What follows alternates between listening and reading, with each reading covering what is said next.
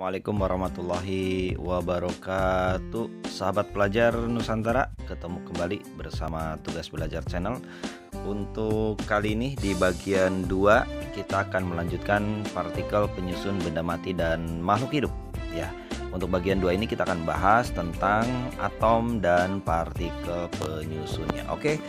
Sebelum kita masuk ke materi, jangan lupa luruskan niat kita untuk mencoba membahas, sehingga kita memohon sama Yang Maha Kuasa agar diberikan pemahaman dan diberikan manfaat dari ilmu yang kita pelajari ya. Jangan lupa kita awali dulu dengan membaca Bismillahirrahmanirrahim. Oke, sahabat-sahabat pelajar yang belum subscribe, tentunya silahkan bisa subscribe channel Tugas Belajar ini gratis ya. Jangan lupa tekan gambar loncengnya ya, agar kamu tidak ketinggalan informasi-informasi terkini dari Tugas Belajar Channel. Baik, kita akan masuk saja ke pembahasan kita. Ada pertanyaan yang perlu kamu jawab nih untuk membahas pelajaran kali ini. Setelah kemarin kita bahas ya, ada pertanyaan bagaimana atom-atom dapat membentuk ikatan kimia dalam suatu molekul ya. Masih ingat kan molekul itu apa? Ya, ada atom, ada molekul. Nah, itu di bahasan yang di bagian pertama.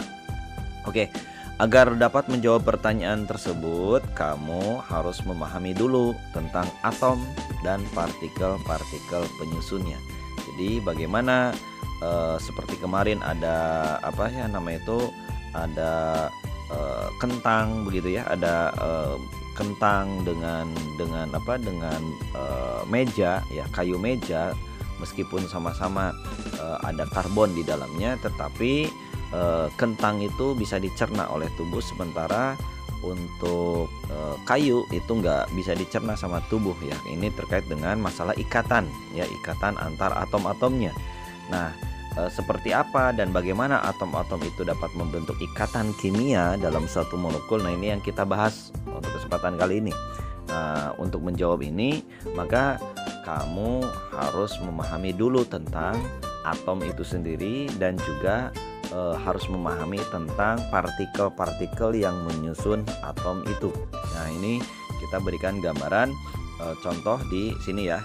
Ini ada gambar molekul H2O ya, ada H2O ya, ini H-nya ada 2, kemudian ada H2O2, jadi H-nya ada 2, O-nya ada 2. Meskipun penyusunnya sama, yaitu terdiri dari hidrogen dan oksigen, dari H dan O, tetapi jumlah jumlah atom-atomnya itu berbeda begitu ya.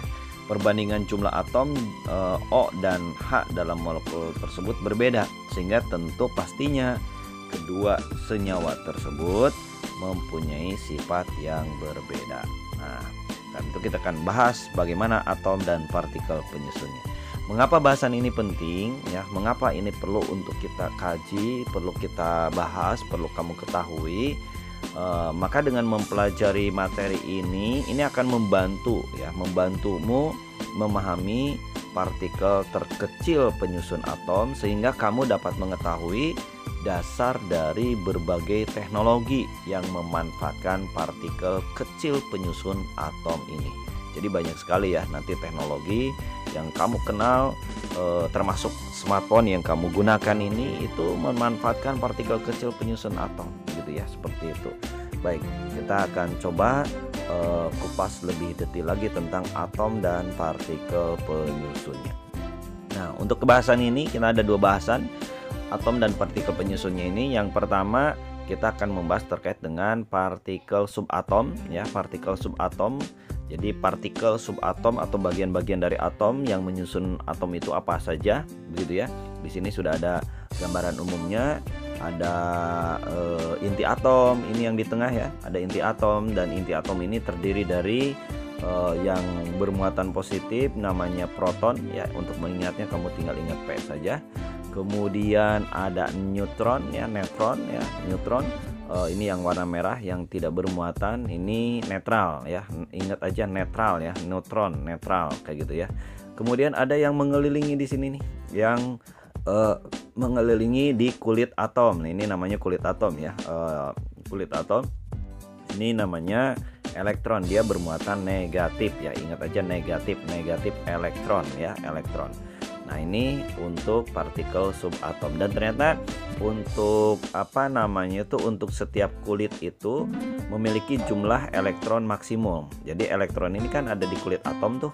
Nah, setiap kulit atom itu punya jumlah elektron maksimumnya kayak gitu ya.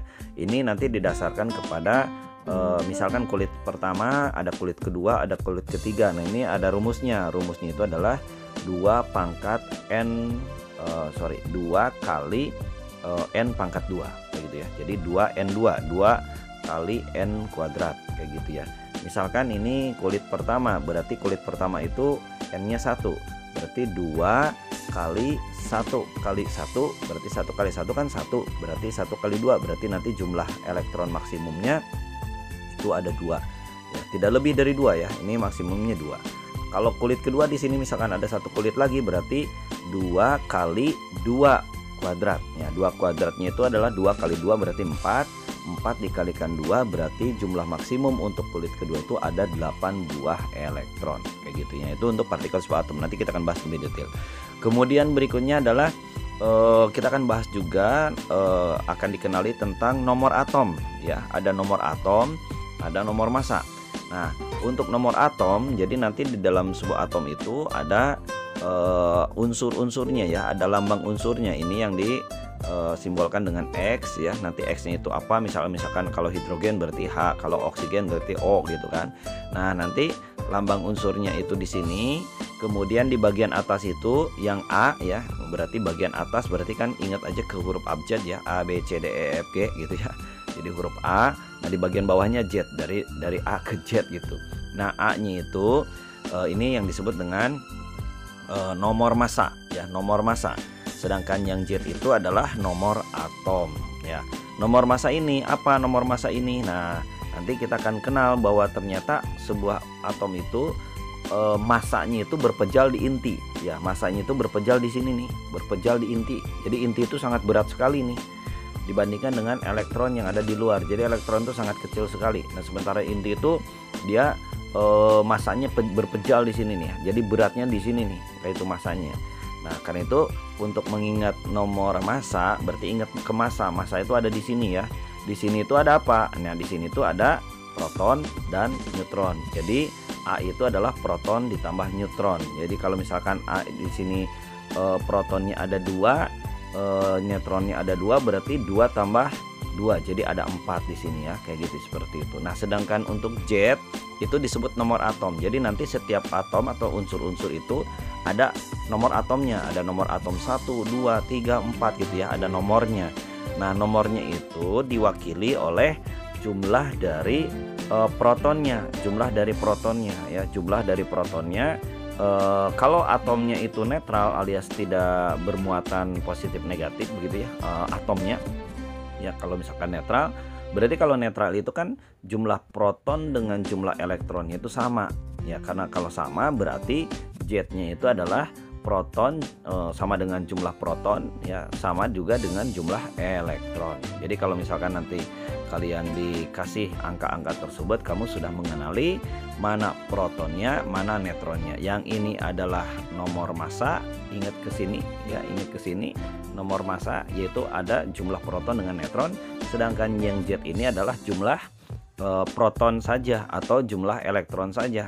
Karena proton dengan elektron jumlahnya sama, kalau netral begitu ya, maka Z itu adalah jumlah proton atau jumlah elektronnya, tepatnya jumlah elektron ya, kayak gitu ya, seperti itu.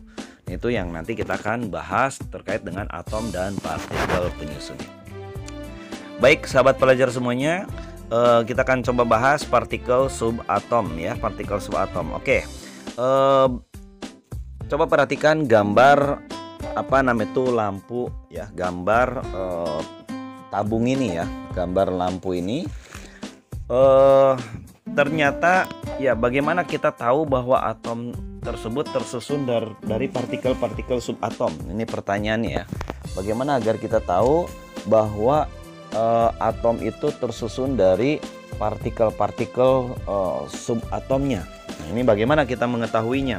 Nah, ini kita coba perhatikan gambar di samping kita ini ya, gambar apa namanya itu, ini ada namanya itu, ini ada warna lampu ya. Ada warna lampu di mana tiap-tiap lampu tersebut itu mengandung gas mulia. Ini gas mulia namanya, terdiri dari berturut-turut ada helium, kemudian ada neon ya. Ini kalau helium warnanya begini, kalau neon warnanya begini, kalau ada AR ya, argon ya, warnanya begini, ada krypton ya, warnanya seperti ini, kemudian ada xenon ya, ada xenon kayak gitu ya, seperti itu. Nah, kalau kamu perhatikan gambar-gambar tersebut, ternyata lampu tersebut itu dia mengeluarkan cahaya ya, mengeluarkan cahaya yang berwarna-warni setelah dialiri arus listrik. Jadi ketika dialiri arus listrik ini, dia mengeluarkan warna-warni seperti yang di gambar ini kayak gitu ya, seperti itu ya. Gas-gas yang dilewati oleh aliran listrik tersebut itu berpendar ya. Jadi di bahasan yang listrik kemarin ya, di awal-awal kamu bisa cek kembali pelajaran materi yang membahas tentang listrik. Jadi ketika listrik itu terjadi beda potensial lalu kemudian melewati si tabung yang terdiri di dalamnya ada gas-gas tersebut, gas yang kemudian dilewati oleh aliran listrik ya, dalam hal ini berarti kan ada elektron yang mengalir gitu ya, ada elektron yang mengalir misalkan dari sini ke sini gitu ya, ke bawah gitu ya. Nah, akhirnya apa, si gas-gasnya tersebut tuh berpendar ya, sehingga menghasilkan cahaya, dan cahaya itu berwarna-warni sesuai dengan sesuai dengan sesuai dengan atom-atomnya gitu. Jadi lampu tersebut tuh mengeluarkan cahaya berwarna-warni ya setelah dialiri arus listrik kayak gitu ya. Nah, gas yang dilewati oleh arus listrik tersebut berpendar sehingga menghasilkan cahaya yang berwarna-warni. Nah, kenapa ini bercahaya ya? Kenapa berwarna-warni cahayanya? Tahukah kamu kenapa ini berwarna-warni gitu ya, seperti itu. Jadi cahaya itu ternyata muncul karena adanya loncatan-loncatan elektron yang terdapat di dalam atom-atom gas kayak gitu ya. Jadi cahaya itu disebabkan oleh adanya loncatan elektron. Jadi jadi kalau misalkan di sini dialiri listrik ya, ada kabel begitu ya. Nah, dari sini itu dia pengen loncat ke sini karena ada beda potensial begitu ya. Namanya beda potensial kan seperti kelapa jatuh dari atas, dia beda potensial. Kalau kelapanya jatuh ya dia pengen ke bawah. Ini juga sama, elektronnya itu terjadi beda potensial, jadi dia itu ingin pindah ke sebelah bagian bawah ya, kayak gitu, bagian bawah kayak gitu kan. Jadi cahaya itu disebabkan oleh adanya loncatan-loncatan elektron yang menyusun atom dari gas tersebut kayak gitu ya, yang menyusun atom dari gas tersebut kayak gitu. Nah, sekarang yang menjadi pertanyaannya adalah, tahukah kamu apa elektron itu? Ya, apakah elektron tersebut kayak gitu? Nah, ini yang nanti kita akan kupas. Nah, contoh yang lain ya, contoh lain adalah kembang api. Mungkin kamu pernah melihat ya kembang api. Pernah melihat kembang api seperti gambar di layar smartphone kamu. Pertanyaannya, kalau kamu pernah melihat kembang api kan setelah dibakar, kemudian kembang api itu ke langit begitu, lalu kemudian di langit tersebut tuh terjadi warna-warni ya, kayak gitu ya, ada warna-warni yang muncul begitu ya. Jadi kalian bisa melihat cahaya yang berwarna-warni gitu kan, ada yang merah, ada yang ungu, ada yang biru dan sebagainya gitu. Nah, pertanyaannya, mengapa cahaya tersebut ya, cahaya kembang api ini warna-warni gitu ya? Mengapa kayak gitu kan, seperti itu ya. Kalau tadi cahaya lampu yang di bagian sebelumnya itu muncul akibat adanya aliran listrik begitu ya, maka ternyata cahaya pada kembang api itu dihasilkan oleh apa? Karena kan dibakar tuh si kembang api itu, jadi adanya pembakaran gitu. Jadi akibat terbakarnya unsur-unsur yang terdapat dalam kembang api itu. Jadi ketika terjadi pembakaran tersebut gitu ya, itu menghasilkan warna-warni gitu ya. Jadi terjadi warna-warni ya. Jadi seperti halnya pada proses pembentukan cahaya yang berwarna-warni pada lampu. Jadi ketika kembang api itu dibakar, itu akan membuat temperatur unsur penyusun kembang api tersebut itu akan semakin tinggi gitu ya. Jadi unsur yang terdapat dalam kembang api itu ketika dibakar itu temperaturnya, suhu unsur penyusun kembang api itu semakin tinggi ya, karena panas kan. kayak gitu ya, dibakar namanya juga. Akibatnya apa? Karena dikasih energi, dikasih panas begitu ya, si elektron itu berpindah gitu ya. Si elektron itu berpindah dari kulit atom yang satu ke kulit atom yang lainnya. Kalau tadi ada gambaran kulit begitu ya, itu ada perpindahan dari kulit atom satu ke kulit atom yang lainnya kayak gitu ya. Jadi ada perpindahan kayak gitu ya. Dan perpindahan elektron ini ya, kan ada perpindahan elektron begitu ya, ini disertai dengan cahaya warna tertentu ya. Dan ternyata untuk masing-masing unsur itu cahayanya yang keluarnya itu, cahaya yang kemudian dihasilkannya itu karena perpindahan elektron ini spesifik ya untuk unsur-unsur tertentu gitu ya. Misalkan ada yang warna merah untuk unsur untuk unsur A, misalkan ada yang warna kuning untuk unsur B misalkan ya, dan lain sebagainya. Jadi berbeda-beda, sama halnya dengan terjadinya tadi ya tabung yang berisi gas-gas yang kemudian dialiri arus listrik tersebut begitu ya. Sekarang pertanyaannya, tahukah kamu apakah kulit atom itu? Nah, kalau tadi pertanyaannya apakah elektron itu, nah sekarang pertanyaannya apakah kulit atom tersebut kayak gitu ya. Baik, nah ini yang kita bahas ya. Seperti tadi sudah disinggung di awal, jadi atom itu ya, sebuah atom itu tersusun, jadi ada subatomnya ya yang menyusunnya gitu ya. Meskipun kita kan tahu bahwa atom itu adalah bagian partikel yang bagian terkecil ya, bagian terkecil yang tak bisa dibagi-bagi lagi gitu ya. Namun si atom itu ternyata ada susunannya, ada susun penyusunnya gitu. Ada penyusunnya, ada struktur atomnya gitu ya, dimana atom tersebut itu disusun oleh partikel-partikel penyusun atom atau yang disebut dengan partikel subatom ya. Jadi partikel subatom itu adalah partikel penyusun atom. Partikel subatom ini terdiri dari 3 ya. Ada neutron ya, ada neutron ya disimbolkan dengan N huruf awalnya, kemudian ada proton ya P, dan elektron. Kalau neutron itu adalah negatif gitu ya. Neutron itu netral ya, ingat netral ya, tidak bermuatan gitu ya. Sedangkan proton itu adalah subatom yang bermuatan P ya, positif. Dan elektron itu adalah subatom yang bermuatan negatif ya. Jadi untuk mengingatnya, ingat ke ini aja, neutron itu netral gitu ya, proton itu positif, dan elektron itu adalah negatif ya, kayak gitu ya. Seperti tadi dijelaskan di sini. Nah, ini ada bagian inti atom, proton dengan neutron itu akan bergabung menjadi inti atom, sedangkan yang di luar ini yang mengelilingi ini dia mengelilingi di kulit atom ini di sini ada subatom yang namanya elektron kayak gitu ya, seperti itu. Baik, sahabat pelajar semuanya. Nah, elektron ini ya, elektron itu ternyata dia menempati kulit-kulit atom yang ada di sekitar inti atom. Ya, di sini ada kulit atom ya, ada kulit atom. Jadi elektron itu menempati kulit-kulit atom, sedangkan proton dan neutron dia menempati di bagian tengahnya, di intinya kayak gitu ya. Nah, elektron-elektron tersebut itu bergerak ya, dia bergerak mengelilingi inti ya dengan kecepatan tinggi ya. Jadi si elektron ini nggak diam, dia bergerak mengelilingi inti dengan kecepatan yang tinggi, membentuk awan elektron. Jadi seperti awan elektron. Elektron dan proton ya, itu merupakan partikel subatom yang mempunyai muatan berlawanan. Jadi punya muatan listrik yang berlawanan ya.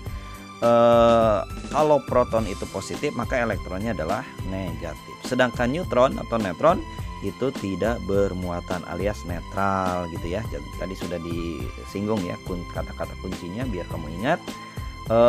Elektron dia memiliki muatan negatif, sedangkan proton itu memiliki muatan yang positif. Nah, ini ya, jadi di sini ada inti atom. Ingat di sini inti atom itu berat banget nih, masanya berpejal di sini. Ya, sedangkan ini masanya kecil ya, ini kecil. Jadi kalau nanti tadi ingat nomor massa ya ingat ke sini ya. Ingat ke inti atom yang terdiri dari proton dan neutron. Sedangkan elektron berada di luar kayak gitu. Oke, sahabat pelajar semuanya, pada atom yang netral ya, atomnya netral ya. Jadi sebuah atomnya netral atau partikel penyusun benda itu yang tak bisa dibagi-bagi lagi, atau atom itu dia netral, artinya netral itu tidak bermuatan. Berarti kalau atomnya netral, berarti jumlah proton dengan jumlah elektronnya sama. Jadi kalau protonnya 2, elektronnya 2, maka hasilnya plus 2 ditambah dengan negatif 2, berarti 0 alias netral gitu, tidak bermuatan gitu ya, seperti itu. Itu kalau atomnya netral.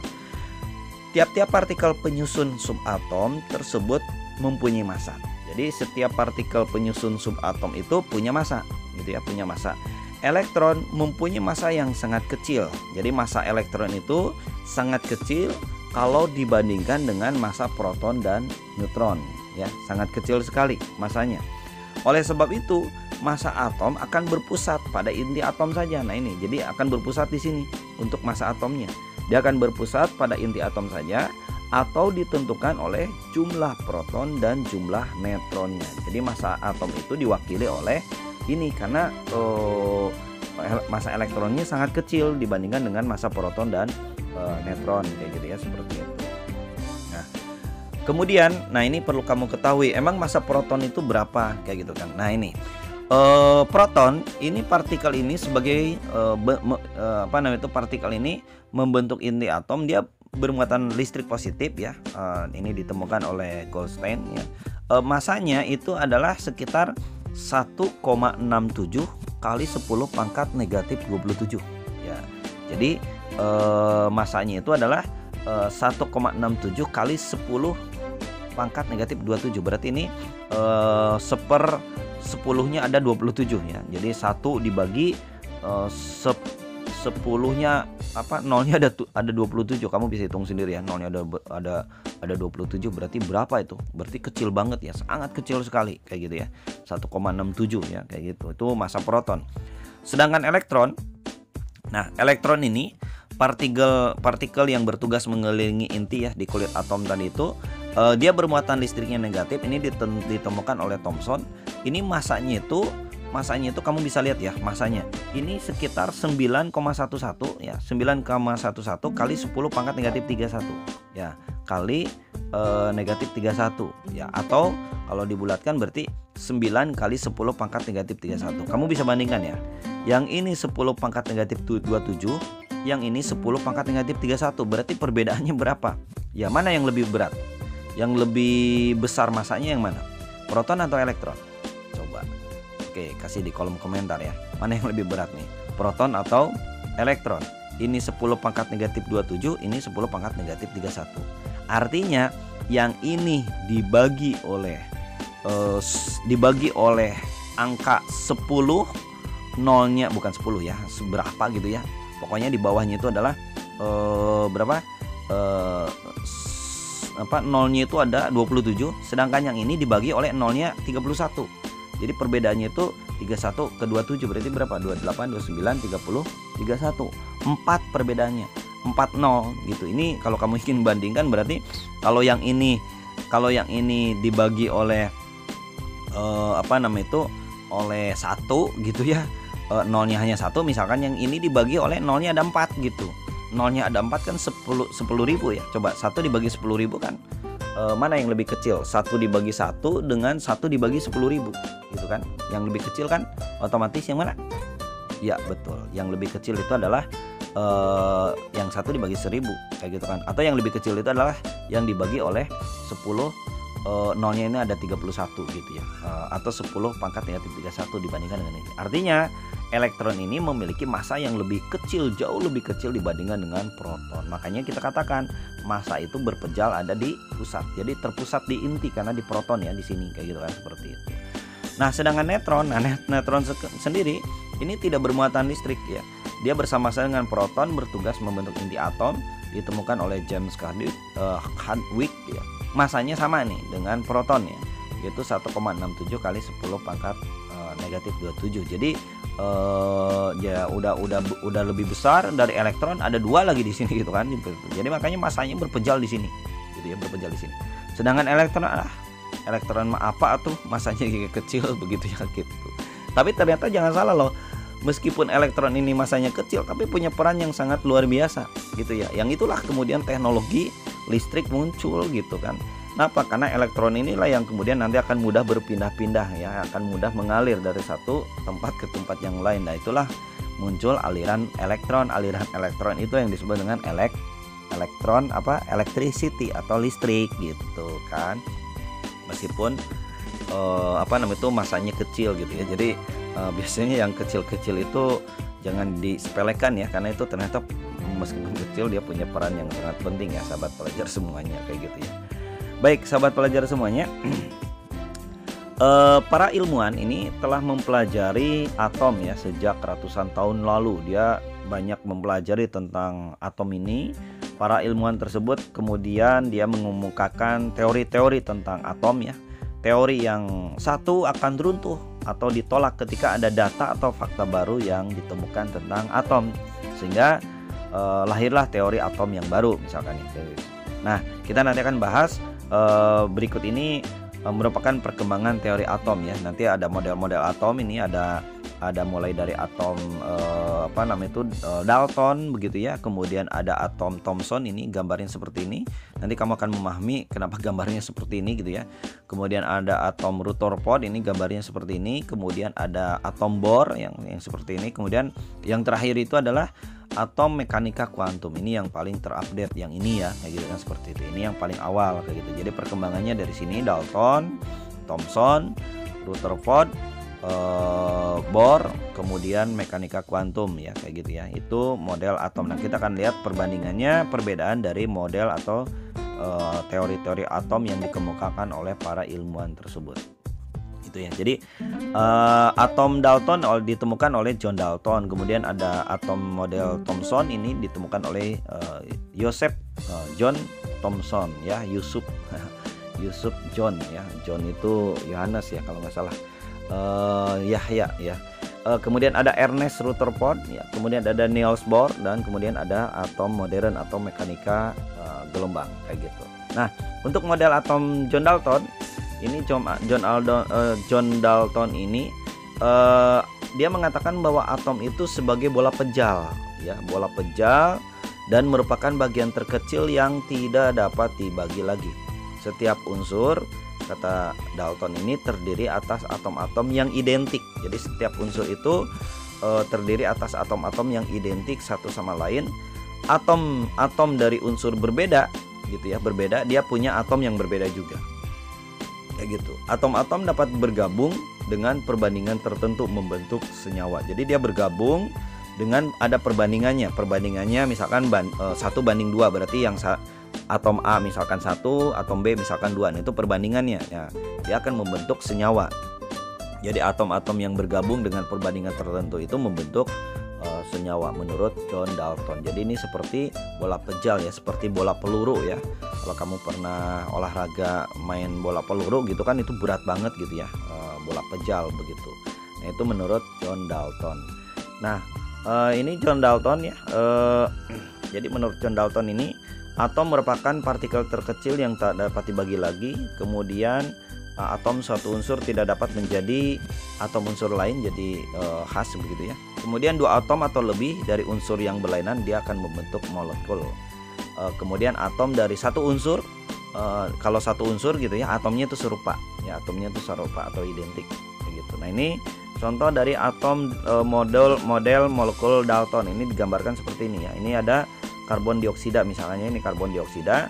Maka untuk karbon dioksida ini yang 2 ini adalah O-nya, yang 1 ini adalah C-nya begitu ya. Kalau karbon monoksida, mana karbon monoksida, oh ini H2O ya, yang ini H2O ya, ini H-nya, kemudian ini O-nya. Sedangkan untuk karbon dioksida, yang ini O-nya, yang merah ini tetap O-nya, kemudian yang ini adalah C-nya, ada 1 gitu ya. Ini nanti ada perbandingannya ya. Kemudian kalau karbon monoksida, mono itu kan 1 ya, oksidanya, oksigennya 1. Jadi C-nya 1, kemudian oksigennya 1. Nah, ini model molekul Dalton ya. Menurut Dalton seperti ini gambar modelnya kayak gitu. Oke, kemudian selanjutnya berkembang menjadi model atom J.J. Thomson. Nah, kalau J.J. Thomson atau Joseph John Thomson itu mengatakan bahwa atom itu merupakan bola bermuatan positif. Jadi atom itu tuh bermuatan positif ya, berupa bola yang bermuatan positif, dan di tempat-tempat tertentu, nah ini ada elektron-elektron yang bermuatan negatif. Jadi ini seperti ada roti ya, ada roti yang muatannya positif, lalu kemudian yang negatifnya itu adalah di kismisnya gitu. Jadi bertebaran kismis di dalamnya gitu kan. Itu jadi model atom Thomson ini seperti model kismis dalam roti ya. Jadi Thomson inget T ya, inget roti gitu. Inget roti, inget kismis roti. Kalau tadi Dalton inget ya, Dalton mah bulet-bulet ya, kayak bola gitu ya, kayak gitu. Sedangkan kalau Thomson mah inget ke T ya, ke roti. Jadi roti kismis kayak gitu kan, seperti itu. Kemudian selanjutnya adalah model atom Rutherford atau Ernest Rutherford. Nah, ini kalau menurut dia Rutherford bilang kalau atom itu sebagai bola yang di tengah-tengahnya terdapat inti atom. Jadi seperti bola yang di tengah-tengahnya ada inti atom. Yang inti atom ini tuh merupakan pusat dari muatan positif dan pusat massa sekaligus gitu ya, ada pusat massanya. Sedangkan elektron-elektron itu berputar mengelilingi inti ya, tadi ya, berputar mengelilingi inti sini kayak gitu, berputar mengelilingi inti. Jadi ini gambarnya seperti gambar yang tadi di awal ya. Jadi yang di awal itu berarti model atom Rutherford ya, ada proton, ada neutron, kemudian ada elektron. Nah, proton sama neutronnya itu ini adalah inti gitu. Kemudian elektron itu berkeliling di sini kayak gitu kan, berputar kayak gitu kan, seperti itu. Nah, itu menurut Rutherford. Nah, ini model atom Rutherford ya seperti ini. Ya, ini ada apa ini di sini? Ya, inti atom gitu ya. Kemudian di sini ada elektronnya ya, ada elektronnya dan nanti elektron ini berputar kayak gitu. Nah, kemudian selanjutnya dari Rutherford ini berkembang lagi menjadi model atom Niels Bohr ya, Niels Bohr. Nah, kalau Bohr ini atom itu kata dia itu terdiri atas inti ya, hampir mirip dengan Rutherford ya. Bahkan dia menyempurnakan. Atom ini terdiri atas inti yang menjadi pusat massa atom, sedangkan dan pusat muatan positif. Jadi pusat massa atom dan pusat muatan positif. Sedangkan elektron dia bergerak di sekelilingi inti pada lintasan tertentu. Jadi di sini ada lintasannya. Kalau tadi kan belum dijelaskan lintasannya. Kalau di sini ada lintasannya. Lintasan bergerak di sekeliling inti pada lintasan tertentu yang disebut dengan orbit ya. Yang orbit ini disebut dengan kulit-kulit atom. Jadi ini ada kulitnya, kulit 1, kulit 2 gitu kan, dan seterusnya. Nah, selama elektron mengelilingi inti, elektron tidak memancarkan energi. Jadi selama elektron itu mengelilingi inti di sini, tidak berpindah-pindah gitu ya, dia elektron itu tidak memancarkan energi. Nah, ini ya contohnya di sini ada positifnya ada 2, neutronnya ada 2, kemudian di sini ada elektronnya malah banyak ya. Yang kulit pertama ini ada 2, maksimalnya cuma 2 ya. Sedangkan elektron yang kedua, ingat ada rumusnya ya, 2n2 itu 2n kuadrat ya. Ini berarti kulit kedua 2 kuadrat berarti 2 kali 2 4, 4 kali 2 8, maksimalnya 8. Ini baru ada 4, berarti ini masih kurang elektronnya di sini ya, kayak gitu kan, seperti itu. Nah, itu yang disebut dengan orbit ya, atau disebut dengan orbital begitu ya. Itu menurut Bohr kayak gitu ya, menurut Bohr. Nah, ini model atom Niels Bohr kayak gitu ya. Ada inti atom, kemudian ada elektron, dan ada kulit-kulitnya ya. Jumlah elektronnya ini rumusnya ya, 2 kali n kuadrat. Jadi rumusnya itu adalah 2 kali n kuadrat. Kalau kulit 1 berarti n-nya 1, berarti 1 kali 1 kali 2 berarti 2. Ini ada 2 ya, 1 2. Kemudian kalau di kulit kedua, ini kulit kedua nih yang ini ya. Ini berarti 2 kali 2 kuadrat. 2 kuadrat 2 kali 2 4. 4 kali 2 8. Kita hitung ada berapa nih? 1 2 3 4 5 6 7 8. Maksimalnya 8. Kalau yang di kulit ketiga berarti gimana? Ya, ini berarti 3 kali 3 kuadrat ya. 3 kuadrat dikali 2 nantinya. 3 kuadrat berarti 3 kali 3 9. 9 kali 2 berapa? Ya, 18. Ya, di sini ada 18. Ini baru ada 1, berarti dia nggak stabil ya. Yang di sini stabil nih, kayak gitu. Yang ini udah stabil, yang ini yang di luar ini dia hanya 1. Ya, 1. Jadi dia nggak stabil, makanya dia nanti akan mudah lepas gitu. Itu ya untuk Bohr. Jadi nanti di materi kita banyak penjelasannya Bohr ya, banyak penjelasannya dari Bohr kayak gitu. Oke, ini sedikit kesimpulannya. Niels Bohr itu penjelasannya dia mengemukakan beberapa postulat ya. Elektron itu tidak dapat berputar mengelilingi inti melalui sembarang lintasan. Jadi dia berputarnya di lintasan tertentu. Jadi hanya melalui lintasan tertentu yang disebut dengan lintasan stasioner. Jika oleh suatu sebab elektron itu dapat berpindah dari satu lintasan ke lintasan lain dengan memancarkan atau menyerap energi. Jadi perpindahannya itu karena ada sebab yang lainnya. Dia kalau terpaksa harus berpindah dari satu lintasan ke lintasan lain, maka akan terjadi dia akan memancarkan energi atau sebaliknya dia akan menyerap energi. Ya tergantung penyebabnya itu apa gitu. Nah, lintasan atau disebut dengan orbit elektron itu dalam mengelilingi inti sering disebut dengan kulit atom kayak gitu ya, seperti tadi udah dijelaskan. Ada 7 kulit atom ya yang dikenal kayak gitu ya, ada 7 kulit atom. Nanti untuk 7 kulit atom ini diwakili oleh huruf ya, dari kulit paling dalam, dari kulit yang paling dalam berarti yang ini nih. Ini kulit yang paling dalam ini sampai keluar itu diwakili dari huruf K ya. Jadi nanti gampang mengingatnya, ini huruf K berarti kulit K, ini huruf L, ini huruf M, N, O, P, Q dan seterusnya. Jadi ada 7 ya, sampai 7. Jadi kulit K, L, M, N, O, P, Q. Berarti nanti jumlah maksimum di kulit-kulit terluar, di kulit-kulitnya itu ya tinggal kamu gunakan rumus yang ini aja deh. Kayak gitu ya, gampang banget ya kayak gitu. Oke, kemudian selanjutnya ini inti atom tadi udah ya. Ya ini lebih jelas lagi. Ini contohnya ya, ini kamu bisa lihat ya, kulit pertama berarti ada 2 elektron, tadi sudah dihitung ya ini kayak gitu. Kemudian kulit kedua ada 8 elektron ini, karena 2 kali 2 kan 4, 4 kali 2 8 kayak gitu.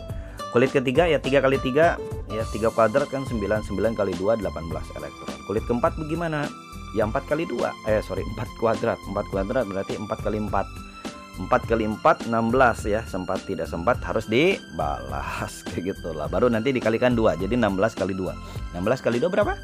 32 elektron. Jadi nanti kulit yang keempat tuh lebih banyak lagi ya, 32 elektron. Kulit kelima, oh ini 5 kali 5 25. 25 kali 2 50 elektron maksimalnya kayak gitu.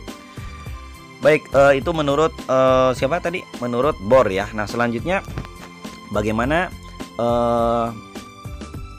model atom yang terakhir ya, model atom modern. Nah, model atom modern atau mekanika gelombang ya, di sini disebutkan bahwa atom itu tersusun atas partikel subatom, yaitu partikel N, neutron ya, kemudian proton dan elektron. Nah, neutron dan proton itu menjadi satu ya. Jadi neutron dan protonnya menjadi satu membentuk inti yang padat yang disebut dengan nukleus atau inti atom. Hampir mirip ya dengan yang tadi, masih mirip.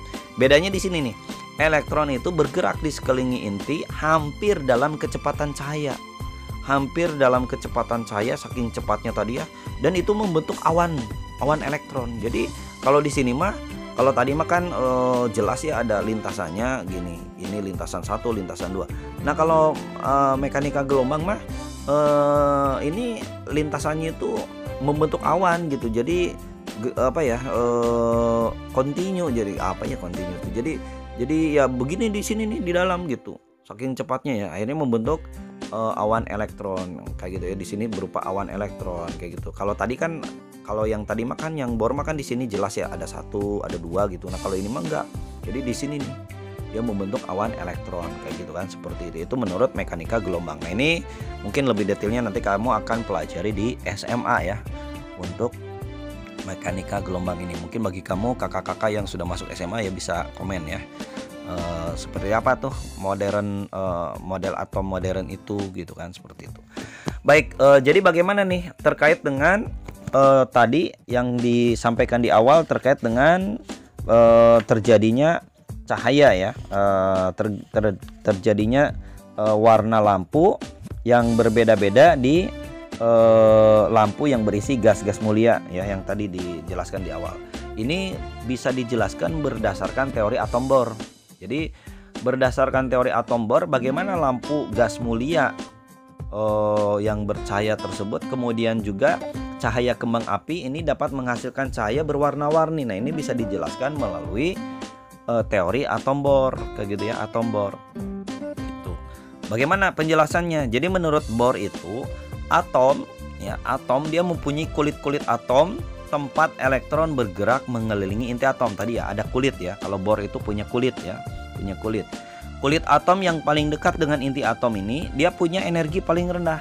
Jadi kulit atom yang paling dekat dengan inti dia punya energi yang paling rendah, kayak gitu ya, yang paling dekat itu. kulit atom yang lebih jauh dari inti atom dia punya energi yang lebih tinggi. Jadi energinya itu lebih tinggi kayak gitu. Elektron yang berada pada kulit atom ya atau yang paling dalam ya. Jadi elektron yang berada pada kulit atom yang paling dalam itu dapat berpindah ke kulit atom yang lebih luar bila menyerap energi dari luar atom. Jadi kalau dia itu menyerap energi berarti ada energi yang masuk begitu ya, menyerap energi dari luar atom gitu ya, ada masuk energi, maka elektron yang berada pada kulit atom yang paling dalam itu berpindah ke kulit atom yang lebih luar kayak gitu ya. Nah, ini logikanya berarti kalau misalkan energi yang tadi yang paling dekat itu kan dia rendah tuh, lalu dikasih energi akhirnya dia lebih tinggi, akhirnya dia pindah ke ke kulit atom yang lebih luar lagi gitu kan, seperti itu. Nah, ini kemudian berikutnya, energi itu dapat berasal dari mana? Ya bisa dari panas seperti pembakaran ya, atau dari energi listrik yang melewati atom-atom tersebut kayak gitu. Elektron yang terletak pada kulit atom yang paling luar itu akan mendapatkan gaya tarik yang lemah dari inti atom. Jadi kalau yang luar mah energinya lebih tinggi gitu ya dari sedangkan yang dekat itu kan energinya lebih rendah. Tapi kalau gaya tariknya, nah gaya tariknya kalau yang elektron yang terletak di kulit atom yang paling luar, yang di paling luar ini seperti ini, yang di paling luar ini, yang paling jauh, dia itu punya gaya tarik yang lemah dari inti. Ya logikanya karena jauh kan? Ya karena jauh gitu kan, seperti itu, karena jauh kayak gitu kan. Maka ketika suatu kesatuan di sini itu ingin menghancurkan ini itu gampang, ini tinggal yang jauhnya aja dipreteli gitu kan, seperti itu ya. Jadi kenapa? Karena lemah, dia jauh, tidak terpantau oleh pusat gitu. Ya seperti dulu ya. Jadi ya udah tinggal dipreteli saja di bagian yang terjauh kayak gitu kan, seperti itu. Nah, itu kenapa? Karena lemah sekali kan, karena jauh sekali ya. Jadi gaya tariknya itu dari inti itu sangat lemah gitu. Ya, gaya tariknya itu sangat lemah.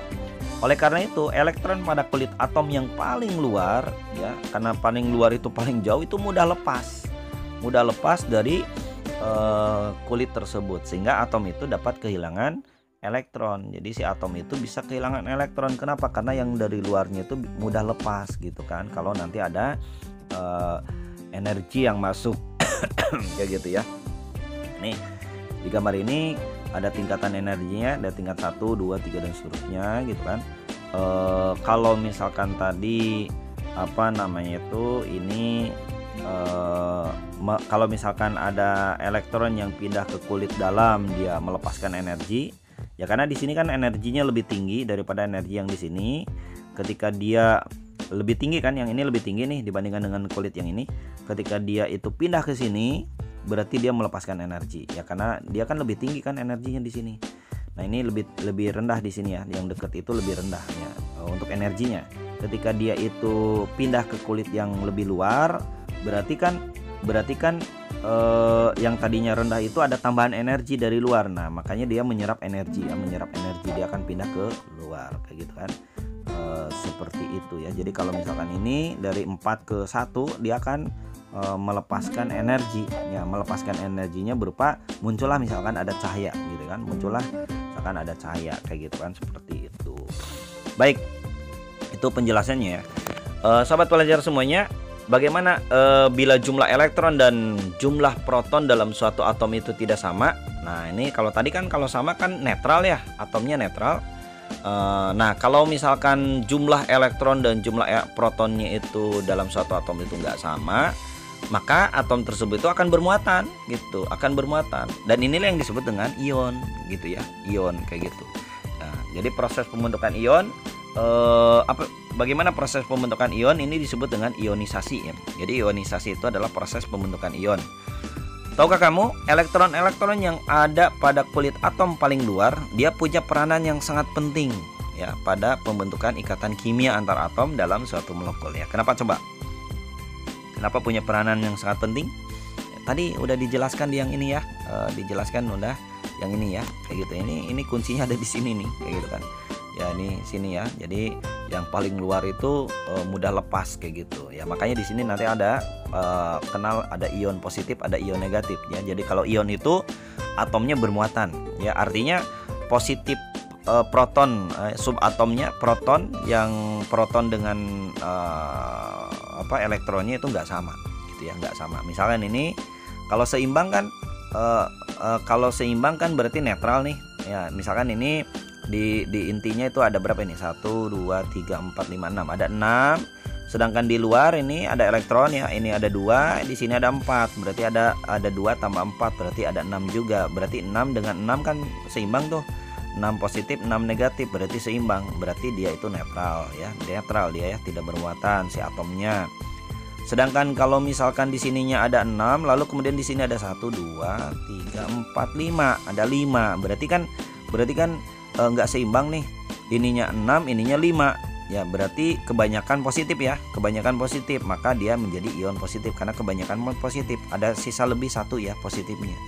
Sedangkan yang ini juga sama ya, ini di sini ada 6, di sini ada 1 2 3 4 5 6 7, berarti ada 7, berarti lebih elektron lebih 1 ya, yang negatif lebih 1, berarti dia bermuatan negatif ya, dia bermuatan negatif atau disebut dengan ion negatif ya. Ini ion negatif, ini ion positif kayak gitu kan, seperti itu ya. Jelas ya, clear? Oke deh, clear ya. Jangan lupa subscribe ya, jangan lupa subscribe, like, boleh kamu share ke teman-teman yang membutuhkan materi ini ya, kayak gitu, biar cerdas nih anak-anak Indonesia. Baik sahabat-sahabat semuanya, kita lanjut ke bagian yang kedua yang akan kita bahas di bagian 2 ini ya. Kita akan bahas terkait dengan nomor atom dan nomor massa. Nah, ini nomor atom dan nomor massa ya, masih ingat ya tadi ya. Ada nomor atom ya, salah. Ini jangan tertukar dengan singkatan A ya. Jangan sampai ingat A atom, itu bukan ya.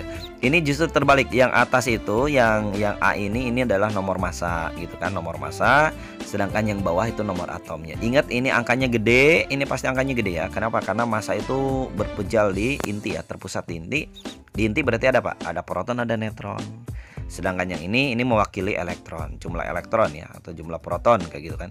Yang ini X sebagai lambang unsurnya. Nanti kita akan bahas detail.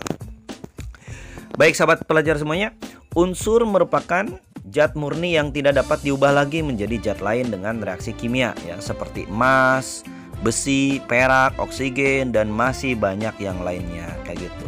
Saat ini ada sekitar 105 unsur yang ditemukan di alam ya. Nanti kamu bisa lihat sistem periodik unsur pada lampiran di buku paket ya. Ada di bagian terakhir tuh di halaman 278. Kamu bisa lihat ya di halaman 278 itu ada unsur periodik ya. Ada 105 unsur ya. Masing-masing unsur ini memiliki karakteristik yang berbeda. Jadi punya kadar ya, punya kadar yang berbeda yang telah ditentukan oleh Sang Pencipta ya. Jadi punya kadar ya, telah ditentukan potensinya masing-masing, telah ditentukan karakteristiknya masing-masing ya. Dan itu sangat berbeda sekali satu sama lain. Tahukah kamu elektron yang ada pada kulit atom paling luar mempunyai peranan yang sangat penting pada pembentukan ikatan kimia antar atom dalam suatu molekul ya. Nah ini nomor atom ya. Ya, ini jadi udah tadi dijelaskan ya, nomor atom itu jumlah proton dalam suatu atom atau jumlah elektron ya. Sedangkan nomor massa itu yang ada A itu ya, itu jumlah proton ditambah dengan jumlah neutron ya, karena massa itu ada di inti ya, kayak gitu ya. Nah ini setiap unsur dituliskan dengan lambang unsur, ada lambang unsurnya seperti oksigen dituliskan dengan O, fosfor dengan P misalkan ya, kemudian hidrogen dengan H. Pada penulisan lambang unsur, nomor atom ditulis sebagai subscript atau turun di kiri lambang unsur, sedangkan nomor massa ditulis sebagai superscript ya, atau naik di kiri atas lambang unsur ya. Ini angkanya lebih gede ya, angkanya lebih besar kayak gitu ya. Nanti angkanya lebih besar. Sebagai contoh penulisan lambang unsur litium. Litium ini unsur litium, lambang unsurnya Li ya, litium Li yang mempunyai nomor atom 3, nomor atomnya 3, nomor massanya 7. Nah ini yang tadi Bapak bilang, nomor massa itu angkanya lebih gede daripada nomor atom ya. Kenapa? Karena ini itu adalah massa itu berpejal terpusat di inti. Berarti di situ di inti ada apa? Ada proton, ada neutron. Berarti 7 itu gabungan dari proton dan neutron. Sedangkan nomor atom ini adalah mewakili dari jumlah elektronnya ya, atau jumlah protonnya kayak gitu kan. Kalau ini proton dengan neutron itu 7, berarti kalau ini adalah protonnya, berarti kita bisa tahu yang neutronnya nanti ada berapa gitu. Nah, kalau seperti ini nanti ditulisnya seperti ini ya.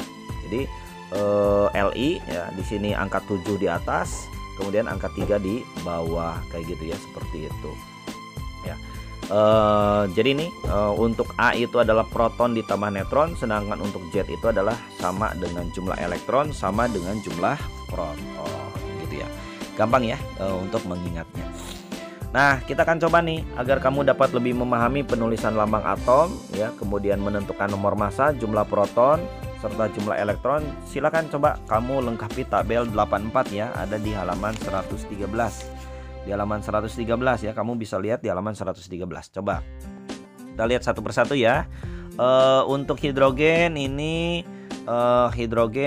H-nya lambangnya seperti ini ya. 1 di atas, 1 di bawah, berarti nomor massa di atas 1 ya, nomor atomnya 1. Berarti jumlah elektronnya ada 1 ya. Jumlah elektronnya 1, kemudian jumlah protonnya, kalau jumlah proton kan sama dengan jumlah elektron ya, berarti sama juga 1. Nah, nomor massanya ini berarti di sini tuh proton dengan neutron ya. Protonnya ada 1, nah berarti neutronnya ada 0 ya. Jadi dia tidak memiliki neutron ya untuk hidrogen. Kemudian untuk helium ini lambangnya H ya, H dengan E ya, helium. Karena di sini hanya sudah, berarti di sini tinggal ditambahkan E jadi helium. Helium ini nomor masanya 4. Artinya apa? Berarti A-nya 4, kemudian nomor atomnya 2, berarti Z-nya 2 gitu ya, seperti itu. Kemudian untuk untuk nomor massa itu kan berarti gabungan antara proton dengan neutron, berarti sedangkan untuk Z ini kan berarti nomor jumlah proton ya. Berarti kita udah tahu nih jumlah protonnya 2 di sini. Karena jumlah protonnya 2, ininya ada 4, berarti nanti neutronnya itu adalah 4 dikurangi 2, berarti 2 gitu ya. Karena proton itu sama dengan elektron, berarti elektronnya sama dengan proton, ini 2 kayak gitu kan, seperti itu. Nah, sekarang kita lihat yang karbon ya. Yang karbon ini 12, berarti nomor massanya 12, Z-nya 6, berarti Z itu nomor atom ya. Nomor atom itu berarti mewakili jumlah proton atau jumlah elektron. Berarti jumlah protonnya 6 ya, jumlah protonnya 6, jumlah elektronnya 6 karena sama. Kemudian kalau jumlah proton dan neutronnya sama 6, berarti yang ini 12 ini itu adalah jumlah dari proton dengan neutron. Tadi protonnya 6, sudah ada 12, berarti neutronnya ada berapa ya? 12 dikurangi 6 berarti sama dengan 6 kayak gitu kan, seperti itu. Nah, sekarang kita lihat yang oksigen ya.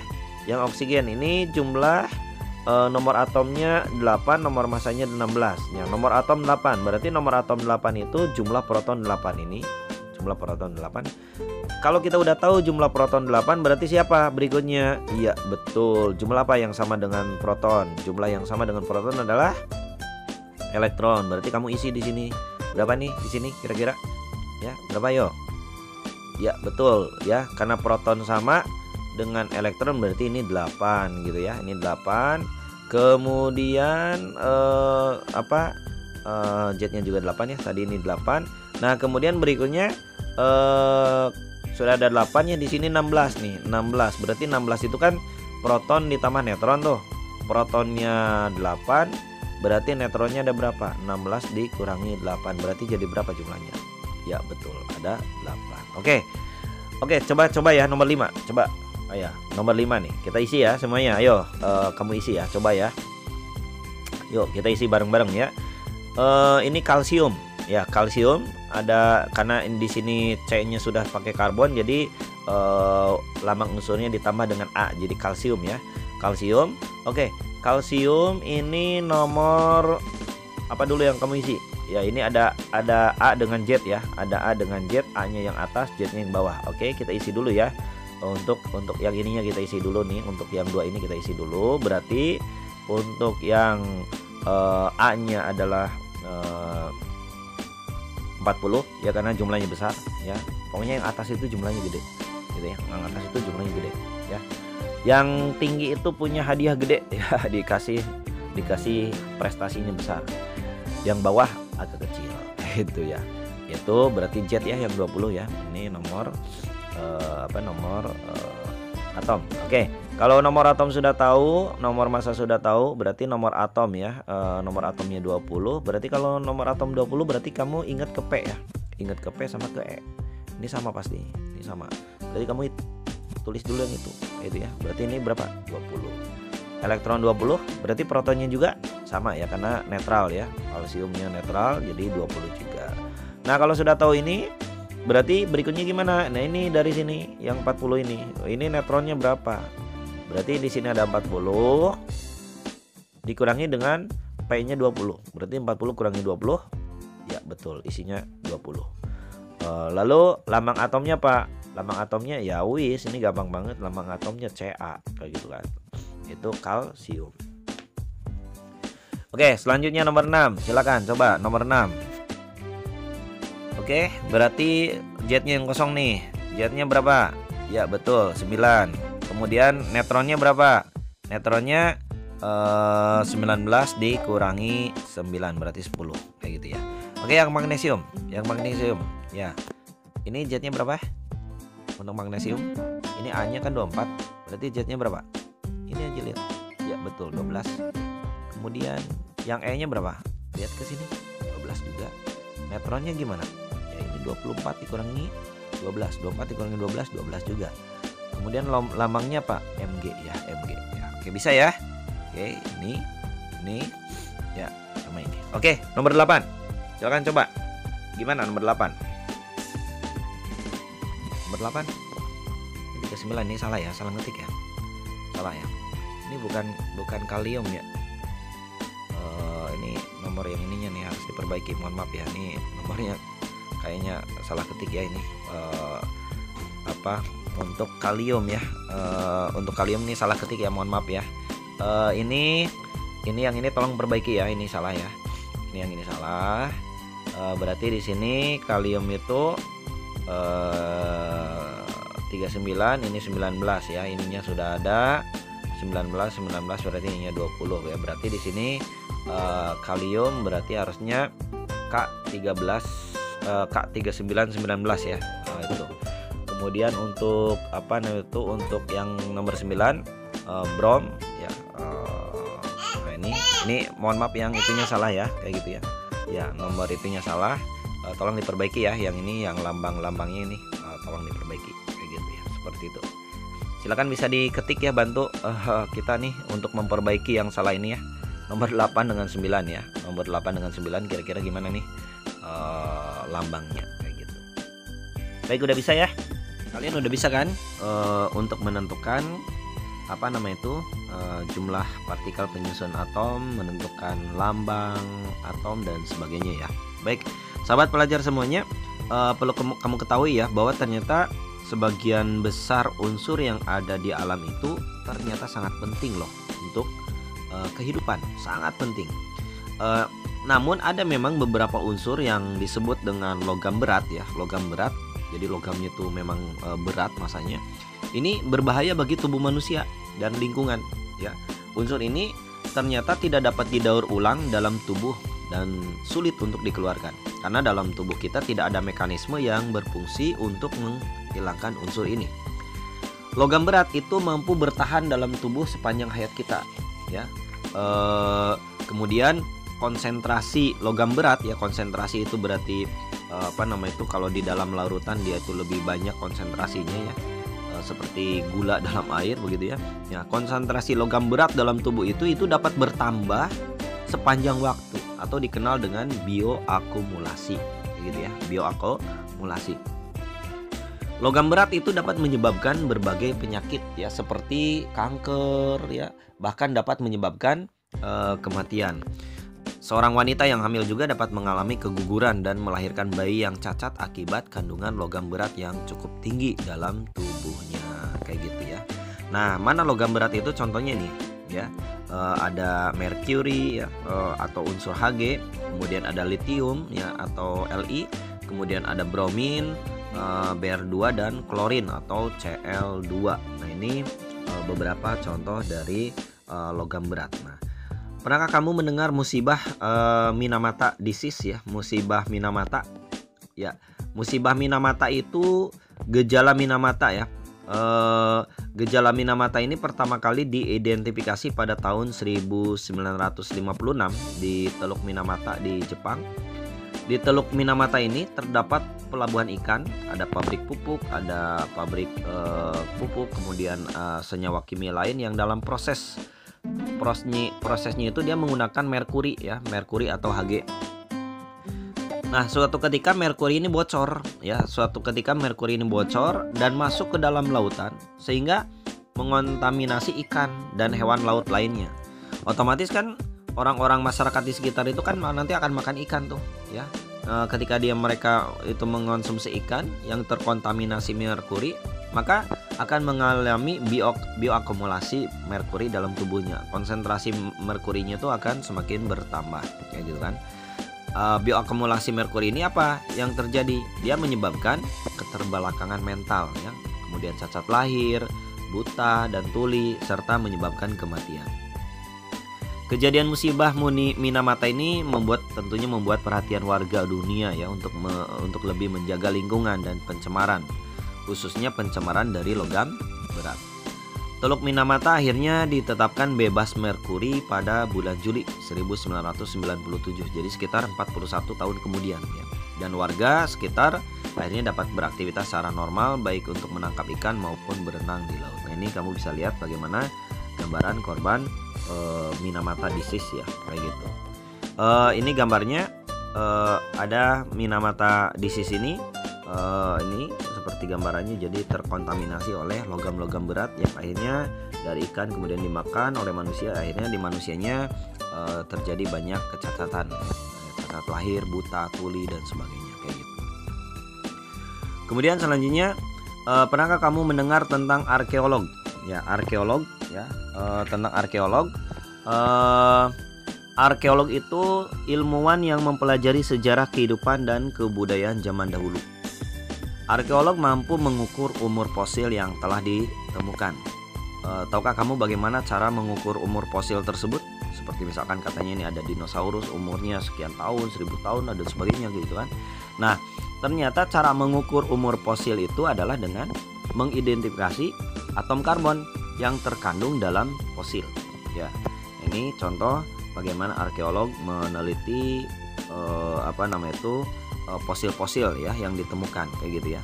Nah, di alam ini terdapat 3 jenis atom karbon ya, sahabat-sahabat pelajar semuanya. Ada atom C masanya 12, ada atom C nomor masanya 13, dan ada atom C masanya 14. Jadi ada C12, C13 sama C14.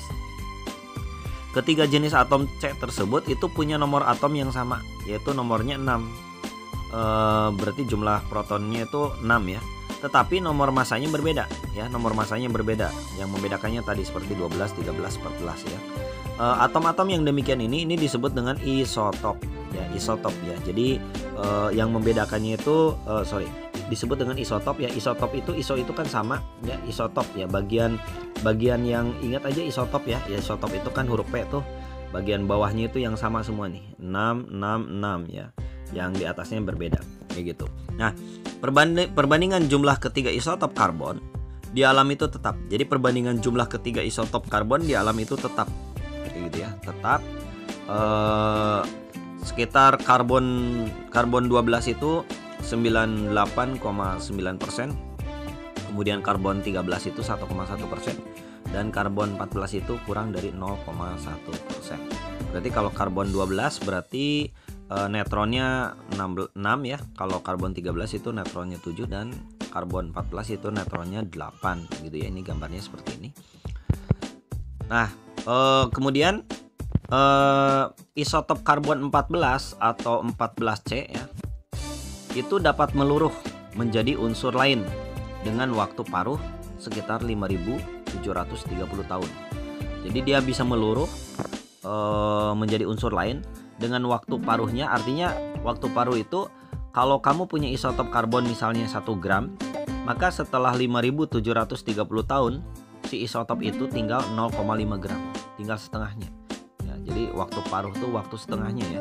Jadi setengahnya itu 0,5 gram atau separuh dari jumlah awal karena meluruh menjadi unsur yang lain. Ya, ini atom 14 ya, karbon berapa? Karbon 14 ya. Yang neutronnya ada 8 itu kayak gitu. Karbon 14 itu ternyata sangat reaktif ya sahabat semuanya, sehingga mudah bergabung dengan oksigen menghasilkan gas karbon dioksida. Jadi dia sangat reaktif ya, menghasilkan karbon dioksida. Jumlah karbon 14 pada tumbuhan dan hewan adalah tetap selama masih hidup. Jadi selama masih hidup jumlah karbon 14 pada tumbuhan dan hewan itu tetap. Karbon 14 pada tumbuhan dan hewan yang mati, nah ini akan berkurang sebanding dengan waktu paruhnya. Jadi sebanding dengan waktu paruhnya. Dengan menggunakan perbandingan jumlah karbon 14 yang masih tinggal pada tumbuhan atau hewan yang mati dengan jumlah karbon 12 yang ada di atmosfer, maka unsur fosil tumbuhan atau fosil hewan tersebut itu dapat ditentukan. Jadi nanti perbandingan jumlah karbon 14 yang masih tinggal pada tumbuhan atau hewan yang mati dengan jumlah karbon 12 di atmosfer ya, umur fosil itu nanti bisa ditentukan. Nah sekarang coba ya kamu hitung berapa umur fosil mamut yang awalnya misalkan memiliki 128 gram isotop ya, gajah besar itu ya, mamut ya. Misalkan dia punya awalnya itu memiliki 128 gram isotop karbon 14 dan sekarang tinggal 2 gram ya, tinggal 2 gram kayak gitu ya, seperti itu. Nah ini pertanyaannya berarti berapa umur fosil mamut yang awalnya memiliki 128 gram isotop karbon 14 dan sekarang tinggal 2 gram lagi. Berarti kita nanti tulis diketahuinya ya. Diketahuinya waktu paruh isotop karbon 14 berarti waktu paruhnya T setengahnya itu 5.730 tahun. Kemudian masa isotop karbon 14 itu mula-mulanya 128 gram atau NO ya. Kemudian masa isotop karbon 14 yang sisa atau NT ya, N time ya, yang tersisanya itu adalah 2 gram. Ditanya berarti berapa waktu T-nya, time-nya ya, umur fosilnya itu berapa. Maka untuk menghitungnya kamu tinggal menghitung ya, menggunakan rumus rumusnya ini ya. Perbandingan dari NT berbanding dengan NO ya. Jadi jumlah masa isotop yang sisa dibagi oleh jumlah masa isotop yang awal itu sama dengan 1/2 atau setengah pangkat dari N ya. Keterangannya ini NO itu banyaknya isotop radioaktif mula-mula, kemudian NT itu banyaknya isotop radioaktif yang tersisa setelah meluruh. Sedangkan N sendiri itu adalah T dibagi T besar setengah atau waktu paruh. Artinya lama waktu peluruhan berbanding dengan waktu paruhnya ya, waktu paruh dari isotop. Ini untuk N-nya. Jadi untuk N yang ini ya, untuk N yang ini nih sama dengan ini kayak gitu ya. Biar mudah nanti ditulisnya N aja dulu, nanti kita tinggal hitung. Nah ini berarti kan nanti ini sudah ada ini ya, kemudian ininya sudah ada yang ini 2 gram, kemudian setengah gampang tinggal ditulis, kemudian N-nya berarti nanti T-nya kita belum tahu, T setengahnya kita udah tahu, berarti kita cari T-nya berapa gitu ya, T-nya berapa, T kecilnya. Maka untuk menghitung ini kita gunakan rumus ini ya, NT per NO sama dengan setengah pangkat N. Kita masukin angkanya. Untuk NT-nya berarti ini ya 2 gram. Kemudian N0-nya 128 yang awalnya ya, jadi 2 per 128. Ini sama dengan setengah pangkat dari N ya. Berarti 2 per 128 ini kita sederhanakan ya. Kita bagi oleh angka 64 semua ya. Jadi oleh 2 ya, dibagi oleh 2. Berarti 2 dibagi 2 1, 128 dibagi 2 berarti 64 ya. Jadi 1 per 64, 1 per 2 pangkat N. Berarti kita bisa menghitung N-nya itu berapa ya. Ini kalau misalkan kita hitung kan berarti agar menghasilkan 64 ya, ini 2 pangkat berapa sih yang hasilnya 64. Berarti kan 2 kali 2 kali 2 ya, 2 kali 2 4 ya, kali 2 8. 8 kali 2 16. 16 kali 2 32. 32 kali 2 berarti 32 kali 2 64. Berarti berapa kali 2-nya? 2 kali 2 kali 2 kali 2 kali 2 kali 2. Berarti ada 6. Ada 6. Berarti jadi 2 pangkat 6 ya. 2 pangkat 6. Jadi kita bisa tahu si n-nya itu adalah angkanya 6 ya. Ini kan 1 pangkat n kan tetap 1 ya. 2 pangkat n, nah 2 pangkat berapa yang hasilnya 64. Berarti 2 kali 2 kali 2 kali 2 kali 2 ya, ada 6 buah ya. 2-nya itu. Jadi n-nya itu jadi 6. Kalau n-nya sudah tahu bahwa n-nya itu 6, berarti kita gunakan rumus yang ini. N sama dengan T dibagi T setengah. Ya, berarti di sini 6. Ya, di sini T-nya kita akan cari. Ininya sudah ada 5730. Berarti T-nya berapa? Berarti tinggal T-nya biarkan sendiri. Ini T setengahnya kita kesampingkan ke sini. Jadi N kali T setengah. Berarti 6 kali 5730 tahun. Atau dijumlahkan, dihasilkan berarti 6 kali 5730 tahun itu adalah 34.380 tahun ya. Jadi kita bisa tahu umur dari fosil mamut tersebut itu adalah sekitar 34.380 tahun. Jadi fosil tersebut telah berumur 34.380 tahun. Nah, itu caranya ya. Jadi para ilmuwan menghitung perkiraan umur dari mamut tersebut itu dengan cara menentukannya dari isotop karbon ya, isotop karbon C itu. Nah, ini salah satu kegunaan dari kita mengetahui tentang unsur-unsur dan atom yang ada di alam, begitu ya. Baik sahabat semuanya, itu saja barangkali untuk pertemuan kita di bagian yang kedua ini. Nanti di bagian ketiga kita akan lanjutkan tentang bagaimana prinsip pembentukan molekul ya. Nanti kita akan bahas di sesi bagiannya.